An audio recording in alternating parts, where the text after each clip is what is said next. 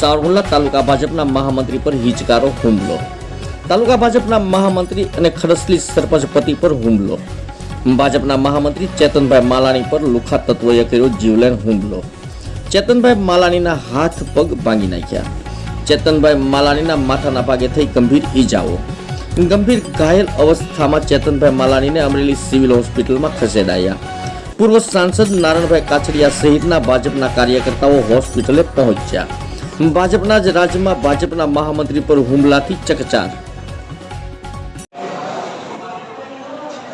તાલુકા ભાજપના મહામંત્રી પર હુમલો થયો છે. કઈ બાબતે હુમલો થયો? સાવરકુંડલા તાલુકા ભાજપના મહામંત્રી ચેતનભાઈ માલાણી, ગામ ખડસલી છે, તાલુકો સાવરકુંડલા, અને અમારા તાલુકા ભાજપના મહામંત્રી છે. એમના ગામની અંદર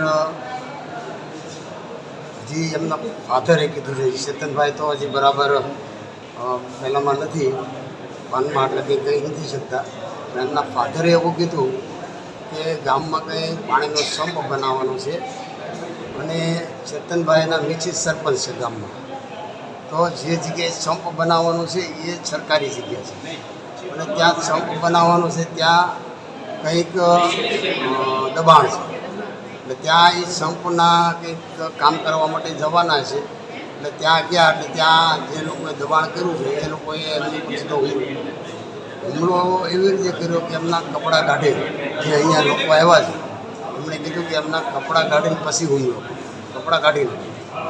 એમના બે હાથ ઉપર ફ્રેક્ચર છે, પગમાં ફ્રેક્ચર છે, પછી માથામાં પણ વાગેલું છે, એમાં પણ ટાંકા આવેલા છે.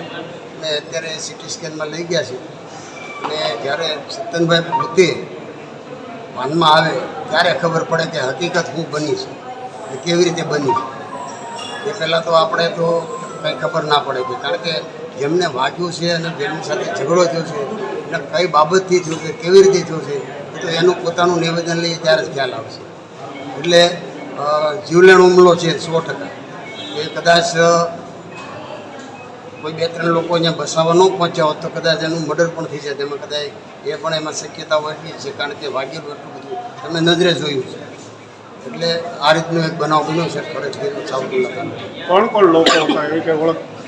હે લોકો કોણ હતા એવી કઈ ઓળખ થઈ શકે?